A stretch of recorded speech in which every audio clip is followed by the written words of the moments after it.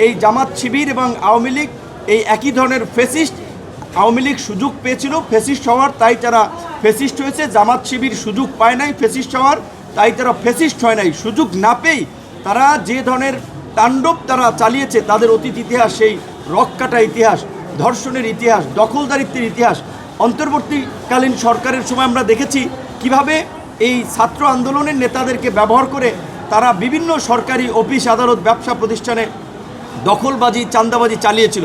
এবং এই 6 মাসে তারা সরকারকে মূলত ব্ল্যাকমেইল করে, সরকারকে বিপদে ফেলে, সরকারের উপরে চাপ তৈরি করে তারা তাদের রাজনৈতিক ধান্দা হাসিল করতে চায়। ইসলামী ব্যাংক দখলে নিতে চায়, এরকম আর্থিক প্রতিষ্ঠান, বিভিন্ন প্রতিষ্ঠানে তাদের লোকজন শেয়ার নিতে চায়।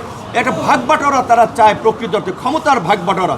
কাজেই এই জামাত শিবিরকে কোনোভাবেই সুযোগ দেওয়া যাবে না।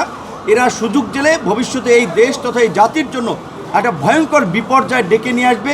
তাই আমি সকল পর্যায়ের রাজনৈতিক দলের নেতৃবৃন্দকে আমি আহ্বান জানাবো, আওয়ামী লীগ এই 24-এর গণহত্যার কারণে নিষিদ্ধের পাশাপাশি 71-এর গণহত্যা, লুটপাট এবং ধর্ষণের কারণে জামাত শিবির আওয়ামী লীগ নিষিদ্ধ করেই গিয়েছে।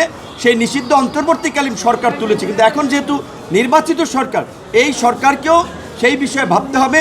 প্রয়োজনে রাজনৈতিক ঐক্যমত তৈরি করে এই জামাত শিবিরের মতো উগ্রবাদী সংগঠনকে নিষিদ্ধ করতে হবে। কারণ না হলে এই দেশে উগ্রবাদ মাথাচাড়া দেবে এবং বৈশ্বিকভাবে বাংলাদেশ একটা ভাবমূর্তি সংকটে পড়বে। যেভাবে আপনারা দেখেছেন কিছুদিন আগে জাতিসংঘ আল কায়দার আপনার তৎপরতার কথা বলেছে যে তারা বাংলাদেশকে টার্গেট করতে পারে, টার্গেট করবে তো এই জামাত শিবিরের উগ্রবাদী সংগঠন দ্বারাই। কারণ এই জামাত শিবিরের মধ্যে অস্ত্র পরিচালনাকারী ক্যাডার তৈরি করা হয়, তাদেরকে প্রশিক্ষণ দিয়ে যে তারা মারা গেলে তারা বেহেশতে চলে যাবে।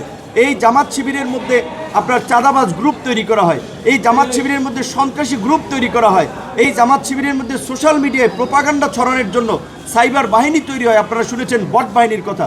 কাজে এই রকমের একটা অপকীর্তি করা রাজনৈতিক দল এবং যারা বাংলাদেশের অস্তিত্বে বিশ্বাস করে না, তাদেরকে কোনোভাবেই বাংলাদেশের রাজনীতির সুযোগ দেওয়া উচিত নয়। আমি এদেশের তরুণ সহ সকল শ্রেণী পেশার মানুষকে এটাই আহ্বান জানাবো, এখনই সময় জামাত শিবিরকে রুখে দেওয়ার। ধন্যবাদ আপনাদেরকে।